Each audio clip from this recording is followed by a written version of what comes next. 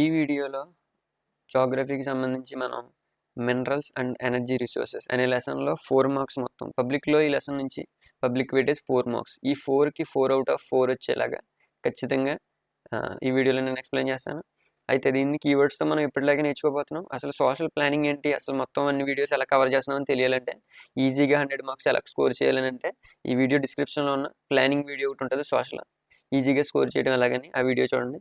And first question చూడండి. Why do we think that solar energy has bright future in India? ఇండియాలో solar ఎనర్జీకి bright future ఉందని మీరు ఎలాగ అనుకుంటున్నారు? సో సోలార్ ఎనర్జీకి సంబంధించి ఏమేమి కీవర్డ్స్ రాయాలనేది ఈ క్వశ్చన్ స్టార్టింగ్లో చెప్తాను. And describe the distribution of coal in India. ఈ క్వశ్చన్స్ అన్ని వచ్చేసి ఆల్రెడీ వేరే మెటీరియల్లో చదువుకుని ఉంటే మీరు వీడియో చూడడం అవసరం లేదు. అండ్ క్వశ్చన్స్ అన్ని వచ్చేసి గుర్తుండకపోతే వేరే మెటీరియల్లో చదువుకున్నప్పుడు అప్పుడు ఖచ్చితంగా చూడండి. And describe the distribution of coal in India. ఇండియాలో కోల్ యొక్క డిస్ట్రిబ్యూషన్ అనేది ఎలా జరుగుతుంది, అంటే కోల్ ఎక్కడెక్కడ ఉన్నది, ఏ ఏరియాస్లో ఉన్నది అని దీని గురించి మనం ఎక్స్ప్లెయిన్ చేయబోతున్నాం. అండ్ తర్వాత why do we need to conserve mineral resources. మినరల్ రిసోర్సెస్ని మనం ఎలా కాపాడాలి, అసలు మినరల్స్ ఏంటంటే రిసోర్సెస్ ఏంటంటే అది మీకు ఫిజిక్స్లో కూడా వస్తుంది. And explain the importance of conservation of minerals. మినరల్స్ని కాపాడుకోవాల్సిన అవసరం ఏముంది, ఇది మనం 8th క్లాస్ నుంచి నేర్చుకుంటూ వచ్చాం. మళ్ళీ అందులో పాయింట్లు రాసిన ఏం ప్రాబ్లం లేదు. ఏ పాయింట్స్ మెన్షన్ చేయాలి ఒకసారి చూద్దాం. Distinguish between ferrous and non ferrous mineral. అసలు ఫెర్రస్ మినరల్ అంటే నాన్ ఫెర్రస్ మినరల్ అంటే ఈజీ మార్క్స్ వచ్చే క్వశ్చన్ ఇది. టేబుల్ కింద అడుగుతాడు. సో టేబుల్స్ అన్ని చదివేసుకుంటే టేబుల్స్ నుంచి పబ్లిక్లో ఖచ్చితంగా ఒక టేబుల్ వస్తుంది. మీకు 10 టేబుల్ క్వశ్చన్స్ ఉంటాయి. Distinguish between conventional non conventional source of energy.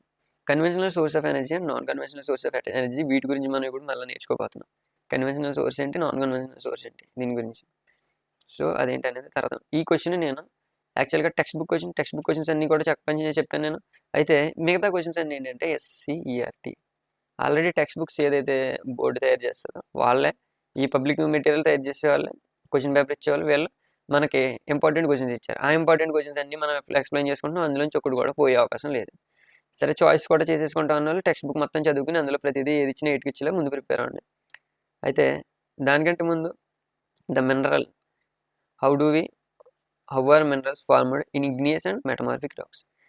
ఇది టెక్స్ట్ బుక్లో ఉన్న క్వశ్చన్. యాక్చువల్గా 2 మార్క్స్. ఒకవేళ 4 మార్క్స్ కాబట్టి 2 2లు కలిపి అడిగితే ఎలా ఉంటుంది, ఇది ఒక్కటే మిగిలింది, దాన్ని కూడా యాడ్ చేసేసుకున్నాం అనుకో, ఒక్క 4 కూడా పోయే అవకాశం లేదు. సో పక్కాగా 4 క్లియర్ అవుతుంది. సో మినరల్ అంటే ఏంటి, అండ్ ఇగ్నియస్ అండ్ మెటమార్ఫిక్ రాక్స్లో ఇక్కడ మినరల్స్ ఎలా ఫామ్ అవుతాయి, ఇవి క్వశ్చన్స్. సో ఆన్సర్స్ 1 by 1 చూద్దాం. ఖచ్చితంగా అండి ఈజీ మెథడ్లో ఉంటాయి. అయితే ఇక్కడ చూడండి, సోలార్ ఎనర్జీ బ్రైట్ ఫ్యూచర్ ఉందని చెప్పేటప్పుడు మనం ఏమేమి పాయింట్స్ టచ్ చేయాలి. సోలార్ ఎనర్జీ అనే దాని గురించి అది ఎంత వాడినా తగ్గిపోదని చెప్పాలి, ఇన్ఎగ్జాస్టిబుల్ సోర్సెస్ అని చెప్పాలి. అండ్ తర్వాత దానికి ఇండియా ఎలాంటి కంట్రీ చెప్పాలి, ట్రాపికల్ కంట్రీ అని చెప్పాలి. తర్వాత ఇండియాలో ఎన్ని డేస్ సోలార్ ఎనర్జీ అవైలబుల్ అవుతుందో చెప్పాలి. అండ్ దానివల్ల ఎంత మెగావాట్స్ సోలార్ పవర్ ఉత్పత్తి అవుతుందో అది కూడా చెప్పాలి. అండ్ దాని తర్వాత రూరల్ ఏరియాస్ అండ్ అర్బన్ ఏరియాస్లో మనకి రెండు చోట్ల పాసిబుల్ అవుతుందని చెప్పాలి. ఇవన్నీ చేసినప్పుడు ఫైర్ అండ్ వుడ్ కూడా మనకి ప్రాబ్లం ఉండదని చెప్పాలి. అండ్ కుకింగ్, హీటింగ్కి అన్ని చోట్ల ట్రాన్స్పోర్ట్ కూడా సోలార్ యూజ్ చేయొచ్చు. రోజుని సోలార్ కార్స్, సోలార్ ఎనర్జీతో నడిచే సైకిల్స్ ఇవన్నీ వచ్చినాయి. అయితే first of all first point చూద్దాం. ఫస్ట్ ఇక్కడ ఇచ్చింది ఏంటంటే solar energy bright future India due to following reasons. స్టార్టింగ్లో మనకి ఏదైతే అది చెప్తున్నాడు. అండ్ తర్వాత solar energy is inexhaustible resource of energy that is produced from the sunlight. Inexhaustible resources of energy that produced due to sunlight. Inexhaustible అంటే ఎంత వాడినా మనకి తరగదు. ఇంకా సోలార్ ఎనర్జీ దేని నుంచి వస్తుంది మీ అందరికీ తెలుసు, ఎక్కడి నుంచి వస్తుంది, సన్ నుంచి వస్తుంది. సో ఫస్ట్ గుర్తుపెట్టుకోవాల్సింది ఇన్ఎగ్జాస్టిబుల్ సోర్స్, ఫస్ట్ కీవర్డ్. దాని తర్వాత India is tropical country. Tropical country అంటే ఇక్కడ మనకి సన్లైట్ ఎక్కువ అవైలబుల్ అయ్యే country. And there is an scope for development of solar energy. మరి సన్లైట్ ఎక్కువ ఉంది, వేడి కంట్రీలో ఎక్కువ ఏం స్కోప్ ఉంటుంది, సోలార్ ఎనర్జీ ఎక్కువ. సూర్యుడి నుంచి వచ్చే ఎనర్జీ కదా, ఎక్కువ సన్లైట్ మనకి లభిస్తూ ఉంటుంది. అలా కాకుండా కోల్డ్ ఏరియాస్లో మనకి సన్లైట్ అంత అవైలబుల్గా ఉండదు. టండ్రాలో అయితే అసలు అవైలబుల్గా ఉండదు, తక్కువ. So many parts of the country received sunlight at least 300 days annually. సంవత్సరానికి వచ్చి మనకి ఇక్కడ ఎంత అవైలబుల్గా ఉంటుందో రాయాలన్నాను. సంవత్సరానికి వచ్చి మనకి 300 days సన్లైట్ దొరుకుతుంది. Many parts of the country receive sunlight at least, ఈ కీవర్డ్ సన్లైట్ అట్లీస్ట్ 300 days అనేది కీవర్డ్.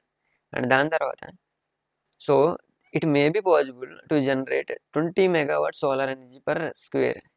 ఒక స్క్వేర్కి వచ్చి ఒక స్క్వేర్ కిలోమీటర్కి వచ్చి 20 MW సోలార్ ఎనర్జీ ప్రొడ్యూస్ చేయడం మనకు పాసిబుల్ అవుతుంది.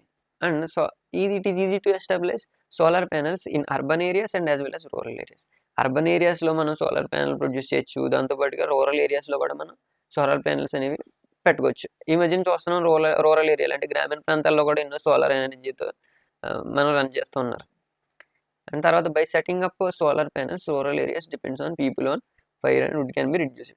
మరి ఒకవేళ రూరల్ ఏరియాలో కనుక ఒకవేళ రూరల్ ఏరియాస్లో కనుక సోలార్ ప్యానల్స్ వస్తే చాలామంది గ్రామీణ ప్రాంతాల్లో ఎకనామిక్గా వీక్ అవడం వల్ల కానీ లేదంటే ఫైర్ వుడ్ మనకి వంట చెరుకు వల్ల అంటే కట్టెలు అయ్యి పొయ్యిలు పెట్టుకుంటూ ఉన్నారు.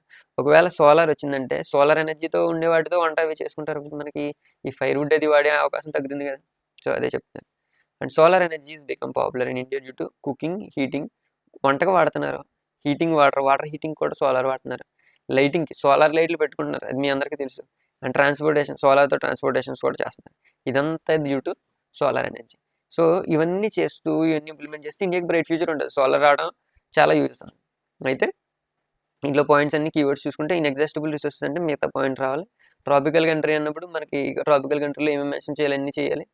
ఇక్కడ ట్రాపికల్ కంట్రీలో ఎక్కువ స్కోప్ ఉంటుంది సోలార్ ఎనర్జీ డెవలప్ అవ్వడానికి. కానీ తర్వాత 300 days వస్తుందని, తర్వాత 20 మెగావాట్ అంటే 20 మెగావాట్ పర్ స్క్వేర్ కిలోమీటర్ వస్తుందని చెప్పాలి. And rural and urban areas అంటే అక్కడ అవైలబుల్ అవుతుందని గుర్తురావాలి. నెక్స్ట్ కీవర్డ్ చూడండి, fire and wood can be reduced. Fire and wood can be reduced అంటే రూరల్ ఏరియాస్లో రిడ్యూస్ అవుతుందని చెప్పాలి. Cooking and heating water, lighting and transportation purpose also use అవుతుంది. ఇవి మెయిన్. సో ఈ కీవర్డ్స్ పెట్టుకుని లెసన్ ఈ క్వశ్చన్ ఆన్సర్ చేసేలాగా చూసుకోండి. అండ్ నెక్స్ట్ అదే describe the distribution of coal in India. So coal దగ్గరకు వచ్చాం. సో ఒక క్వశ్చన్ చెప్పడం మర్చిపోయాను. ఇక్కడ ఏదైనా కానీ 4 points రాయండి. ఎనీ 4 points రాస్తే 4 marks. బట్ 6 points చదువుకున్నారనుకోండి మర్చిపోతే 4 ఉంటాయి. 4 points చదువుకున్నారనుకోండి మర్చిపోతే కష్టం. కాబట్టి describe the distribution of coal in India. ఇప్పుడు ఇండియాలో కోల్ యొక్క డిస్ట్రిబ్యూషన్ గురించి రాయాలి. Most abundant and available fossil fuel, బాగా అవైలబుల్ అయ్యేది, మోస్ట్ అబండెంట్, బాగా దొరుకుతుందని చెప్తున్నాడు. And found in variety of forms depending on degrees of compression. అంటే కోల్ అనేది రకరకాల ఫార్మ్స్లో దొరుకుతుంది. ఆ ఫార్మ్స్ దేని మీద డిపెండ్ అయి ఉంటుంది? కంప్రెషన్. ఇప్పుడు నేల యొక్క లేయర్స్ ఉంటాయి, ఎక్కువ బాగా కిందకి వెళ్ళిపోయినప్పుడు ఇప్పుడు చెట్లు అయ్యి కొన్ని మిలియన్ సంవత్సరాల క్రితం చెట్లు అయ్యి రకరకాల కారణాలతో భూమిలోకి వెళ్ళిపోతాయి. వాటి మీద మళ్ళీ ఇవన్నీ కప్పబడిపోయినప్పుడు కంప్రెషన్ ఎక్కువ ఉంటే అవి ఒక రకంగా ఉంటుంది, లేని కోలు ఒక రకంగా ఉంటుంది. తర్వాత డెప్త్, లోతుల్లో ఉన్న కోలు ఒకలా ఉంటుంది, పైన ఉన్న కోలు ఒకలా ఉంటుంది. భూమి పైన ఉన్న భూమి లోపల ఉంటుంది కదా, బొగ్గు తవ్వుతారు కదా గని, అదే కోలు. అయితే టైమ్ ఆఫ్ బరియల్ అంటే ఇప్పుడు రీసెంట్గా కప్పబడిపోయి కొన్ని మిలియన్ సంవత్సరాల కింద కప్పబడింది ఒకలా ఉంటుంది, బాగా ఓల్డ్లో కప్పబడింది ఒకలా ఉంటుంది.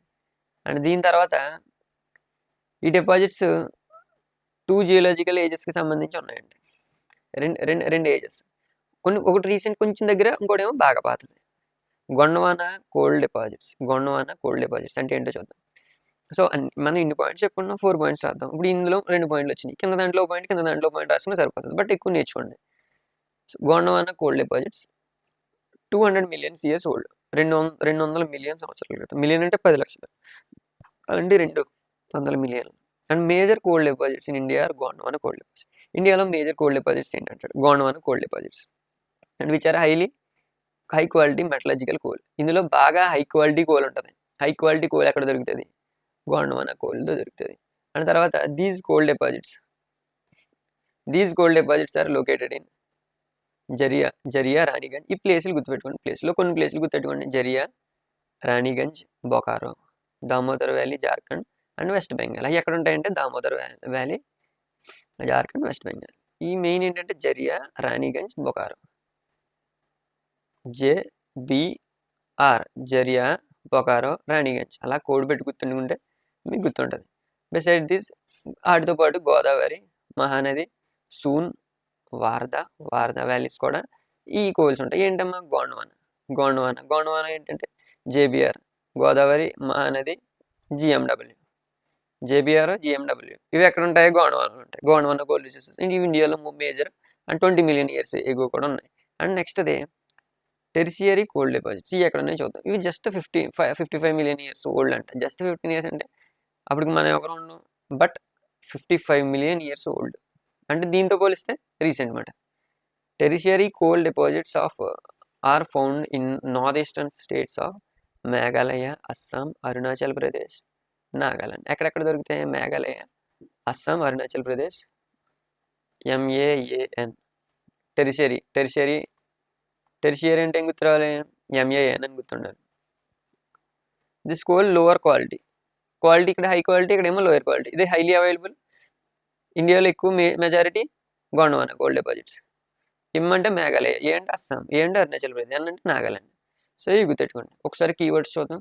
సో ఫస్ట్ ఆఫ్ ఆల్ మీరు మెన్షన్ చేసింది ఎక్కువ అవైలబుల్గా ఉంటుందని, and different type of varieties ఎలా వస్తాయి, కంప్రెషన్ వల్ల, డెప్త్ వల్ల, టైమ్ ఆఫ్ బెరియల్ బట్టి డిఫరెంట్ టైప్ ఆఫ్ కోల్స్ వస్తాయి. అండ్ దాంతోపాటుగా 2 జియోలాజికల్ ఏజెస్ ఉంటాయి. ఏంటవి? గోండ్వానా కోల్డ్ డిపాజిట్స్ ఒకటి, టెర్షియరీ కోల్డ్ డిపాజిట్స్ ఒకటి. మరి Gondwana cold deposits first years ఏంటి 200 మిలియన్ ఇయర్స్. అండ్ దాని తర్వాత అది బాగా high quality, next keyword high quality metal, high quality. తర్వాత ఎక్కడెక్కడ వస్తున్నాయి? జేబీఆర్ అనే ప్లేస్లో వస్తాయి. అండ్ దాంతోపాటుగా GMW Godavari Mahanadi, soon వార్ధ. And తర్వాత టెర్షియరీ ఎన్ని ఇయర్స్ క్రితం. దాంతోపాటుగా ఏరియాస్ ఎక్కడ ఉన్నాయి? మేఘాలయ, అస్సాం, అరుణాచల్ ప్రదేశ్, నాగాలాండ్. సో ఈ విధంగా ఇది నేర్చుకుంటే ఖచ్చితంగా 4 పాయింట్స్ రాయండి. 4 పాయింట్స్ రాస్తే 4 మార్క్స్ వస్తాయి. నెక్స్ట్ క్వశ్చన్ చూద్దాం. Why do we need conserve mineral resources? Explain the importance of conservation of minerals. అసలు మినరల్స్ని మనం ఎందుకు కాపాడుకోవాలి అనే దాని గురించి క్వశ్చన్. అయితే మినరల్స్ని ఎందుకు కాపాడుకోవాలి? We need to conserve mineral resources because ఇక్కడ ఈ క్వశ్చన్లో ఏం రాస్తామంటే నాన్ రెన్యూవబుల్ రిసోర్సెస్ కాబట్టి కాపాడుకోవాలని, తర్వాత మిలియన్స్ ఆఫ్ ఇయర్స్ ఎప్పుడో ఫామ్ అయినాయి, ఇప్పుడు మళ్ళీ రిక్రియేట్ అవ్వడానికి చాలా టైం పడుతుందని, and economic growth and industrialization కోసం ఇవి ఖచ్చితంగా ఉండాలని, అండ్ ప్రతి చోట ఒకేలా లేవని. ఇప్పుడు వీటి గురించి మనం డీటెయిల్గా నేర్చుకుందాం. We need to conserve mineral resources because minerals are non renewable resources of energy. ఇవి నాన్ రెన్యూవబుల్ రిసోర్సెస్ అంటే వాడి కొద్దీ మనకి తిరిగి రావంటే ఎంత వెంటనే ప్రొడ్యూస్ అయిపోవు. ఇప్పుడు కోల్ ఉంది చూసారు, గొండవాన 200 మిలియన్స్, తర్వాత టెర్షియరీ 55 మిలియన్ ఇయర్స్. అన్ని మిలియన్ సంవత్సరాలు పట్టాలంటే అంటే మనం వాడటానికే ఈజీ, కానీ ప్రొడ్యూస్ అవ్వాలంటే అన్ని మిలియన్ సంవత్సరాలు పడుతుంది. కాబట్టి నాన్ రెన్యూవబుల్ కదా. Minerals take millions of years, ఇప్పుడు చెప్పుకున్నదే మిలియన్స్ ఆఫ్ ఇయర్స్ పడుతుంది. కానీ కంపోజిషన్ మనం ఈజీగా తవ్వాలంటే ఒక రోజులో తవ్వేయచ్చు. బట్ ఫామ్ అవ్వాలంటే ఇన్ని మిలియన్ ఇయర్లు, ఒక 1 ఇయర్లో ఒక ఖాళీ చేసేయచ్చు. బట్ ఫామ్ అవడానికి టైం పడుతుంది. సో రీప్లేస్మెంట్ రేట్ ఏమవుతుంది? డిక్రీజ్ అవుతుంది. సో ఇది next point. And minerals need to economic growth and industrialisation. So economic growth industrialisation lesson already సోషల్లో చెప్పింది, డిస్క్రిప్షన్లో ఉంది. అయితే ఆ పాయింట్లో ఎకనామిక్ గ్రోత్, ఒక కంట్రీ ఎకనామీ పెరగాలంటే ఏముండాలి? మెయిన్ మినరల్స్ ఉండాలి. సో మనం జనరల్గా ఐరన్, స్టీల్ వీటన్నిటిని యూజ్ చేసుకుని మనకి ఎన్నో ఇండస్ట్రీస్, ఎన్నో మనకి రకరకాల ఆటోమొబైల్స్ అవ్వచ్చు, వస్తువులు అవ్వచ్చు, మెషిన్స్ అవ్వచ్చు, ఇవన్నీ ఫామ్ అవుతుంది. సో ఇండస్ట్రియలైజేషన్ వీటన్నిటికి ఇంపార్టెంట్ ఏంటి? Minerals important. Minerals are unevenly distributed. ప్రతి చోట ఒకేలా ఉన్నాయా? మీరు 8th క్లాస్ సోషల్ చూసుంటారు, 8th, 9th, 10thలో కూడా చూసుంటారు. అయితే మొత్తం కంట్రీ మొత్తంలో ఒక్కో చోట ఒక్కో రకమైన మినరల్స్ ఉంటాయి. సో ప్రతి చోట ఒకే రకమైన మినరల్స్ ఉన్నాయంటే లేవని చెప్పుకోవాలి. కాబట్టి మనం వీటన్నిటికి మనం ఏం చేయాలి? జాగ్రత్తగా కాపాడుకోవాలి ఈ మినరల్స్ అన్నిటిని. సో ఒక్కోటి ఒక్కో చోట ఉన్నప్పుడు మనం జాగ్రత్తగా కాపాడుకోవాలి. సో కీవర్డ్స్ అని ఒకసారి చూసుకుందాం. ఫస్ట్ నాన్ రెన్యూవబుల్ రిసోర్స్ అని చూసుకోవాలి. అండ్ దాంతోపాటు మిలియన్స్ ఆఫ్ ఇయర్స్ ఫామ్ అవుతుంది, కానీ వాడుకోవడం ఈజీ, కానీ రెన్యూవబుల్ రిక్రియేషన్ అనేది ఇంత ఈజీగా జరగదు. అండ్ ఎకనామిక్ గ్రోత్ ఇండస్ట్రియలైజేషన్ కోసం మినరల్స్ ఉండాలి, అన్ఈవెన్లీ డిస్ట్రిబ్యూట్ అయ్యారు. ఈ 4 పాయింట్స్ మీరు రాశారంటే ఖచ్చితంగా 4 మార్క్స్ వేస్తారు ఖచ్చితంగా. అండ్ దాంతోపాటు next question and easy question. Distinguish between ferrous metals and non ferrous minerals. Ferrous, non ferrous అంటే చూడండి.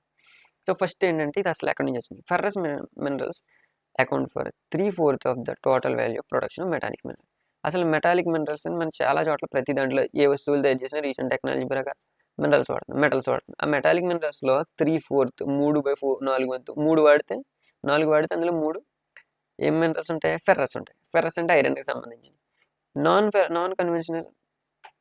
Conventional resources they have come రీసెంట్గానే వచ్చినాయి. నాన్ ఫెర్రస్ మినరల్స్ అన్నీ కూడా రీసెంట్ ఈ మధ్యకాలంలో వాడుతున్నాం అంతే. ఇవైతే ఎప్పటి నుంచో వాడుతున్నాం. అండ్ 3/4 మాత్రం ఏ ఉన్నాయి. అండ్ దీంతో పాటు minerals contain iron ore is known as ferrous minerals. Iron or ఉన్న మినరల్ ఫెర్రస్ మినరల్స్ అంటారు. Minerals do not contain iron ore is known as non ferrous mineral. Iron ore ఉన్న వాటిని ఫెర్రస్ మినరల్స్ అంటారు, iron ore లేని వాటిని non ferrous minerals అంటారు. And తర్వాత these helpful in development of metallurgical industries. Metallurgical industries డెవలప్మెంట్లో main వాడిది ఏంటి? ఫెర్రస్, ఐరన్కి సంబంధించి iron ferrous minerals. These place important role in engineering and electrical industries. Engineering ఇండస్ట్రీస్లో అండ్ ఎలక్ట్రికల్ ఇండస్ట్రీలో బాగా వాడే non ferrous minerals. Iron ore and chromite, cobalt are examples గుర్తుపెట్టుకోండి. Copper, zinc, lead, aluminium. Copper, zinc, lead, aluminium. Iron అంటేనే ferrous అని మనం discuss చేసుకున్నాం. తర్వాత క్రోమైట్, కోబాల్ట్, ఇక్కడ 2 సీలు వచ్చినాయి. అండ్ దీంతోపాటు copper, zinc, lead, aluminium. Copper, zinc, lead, aluminium. కాలేజీని గుర్తుపెట్టుకోండి. Copper, lead, aluminium, zinc. చదవడానికి కాలేజీని చదువుకోండి, నాన్ ఫెర్రస్. సో ఒకసారి కీవర్డ్స్ చూసుకుందాం. ఫస్ట్ 3/4 ఆఫ్ మినరల్స్ అండ్ దాంతోపాటు ఇది రీసెంట్గా ఫామ్ అయింది. అండ్ ఏంటంటే ఐరన్ ఓర్ ఉంటేనేమో ఫెర్రస్ మినరల్స్, ఐరన్ ఓర్ లేకపోతే నాన్ ఫెర్రస్ మినరల్స్. అండ్ మెటలర్జీలో యూజ్ అవుతుంది, ఇది ఇంజనీరింగ్ అండ్ ఎలక్ట్రికల్లో యూజ్ అవుతుంది. ఇవి రెండు ఈలు ఉంటాయి, ఇంజనీరింగ్ ఎలక్ట్రికల్. ఇది ఒక ఎమ్ ఉంటుంది మెటలర్జీ, ఇవి గుర్తుపెట్టుకోండి. అండ్ దీంతోపాటు 2 సీలు ఉంటాయి ఐరన్తో పాటు, క్రోమైట్, కోబాల్ట్. దాంతోపాటుగా కాపర్ అండ్ ఇక్కడ మిగతా అన్నీ చూసుకోండి, copper, lead, aluminium, zinc. So ఈ విధంగా ఇది కంప్లీట్ అయింది. సో ఫస్ట్ ఆఫ్ ఆల్ మనం మినరల్స్ ఇప్పుడు పుట్టిన అని రాసుకుంటాం. అండ్ తర్వాత దాంతోపాటు మనకి దేన్ని డెఫినేషన్ రాసుకుంటాం, డెఫినేషన్ తర్వాత యూజెస్ రాసుకుంటాం, యూజెస్ తర్వాత ఎగ్జాంపుల్స్ రాసుకుంటాం. ఇప్పుడు నెక్స్ట్ క్వశ్చన్లోకి సక్సెస్ఫుల్గా వెళ్దాం. Distinguish between conventional and non conventional. Very easy question. ఇదేంటంటే it has been used since long time. ఎన్నో ఏళ్ళుగా వాడేది కన్వెన్షనల్ అంటే మనం ఎప్పుడు మనుషులు వాడేది, అలవాటుగా వాడేది. రీసెంట్ ఇయర్స్లోంచి వచ్చినాయి, కొత్తగా కనిపెట్టిన వాటిని నాన్ కన్వెన్షనల్ అంటారు.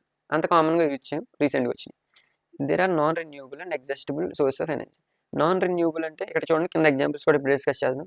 అదే విండ్, టైడల్ ఎనర్జీ అంటే సముద్ర పాలల నుంచి, లేదా సోలార్ ఎనర్జీ. ఈ సోలార్ నుంచి వచ్చి ఈ ఎనర్జీ అన్నింటినీ కూడా ఏమంటారో రెన్యూవబుల్ సోర్స్ ఆఫ్ ఎనర్జీ అంటారు. అంటే వాడి కొద్ది కూడా మళ్ళీ వస్తాయి. సముద్ర పాలలు కానీ, సోలార్ ఎనర్జీ, సన్లైట్ కానీ, ఎంత వాడినా, విండ్ కానీ, గాలి కానీ, అవి అలానే ఉంటాయి. And these sources are pollute the environment. ఇవి ఎన్విరాన్మెంట్ పొల్యూట్ చేసేస్తాయి. ఎందుకంటే ఇక్కడ చూడండి, వుడ్ చెక్కలు కాల్చడం కానీ, ఈ పెట్రోలియం వీటన్నిటి వల్ల ఎన్విరాన్మెంట్ పొల్యూట్ అవుతుంది. ఇక్కడ పొల్యూషన్ అనేది జరగదు. సో ఈ విధంగా ఉంటాయి. అండ్ వీటిని ఒకసారి రివిజన్ చేసుకుంటే ఇది లాంగ్ టైం, ఇదేమో రీసెంట్గా వాడుతున్నారు, ఎప్పుడు వాడుతున్నారని.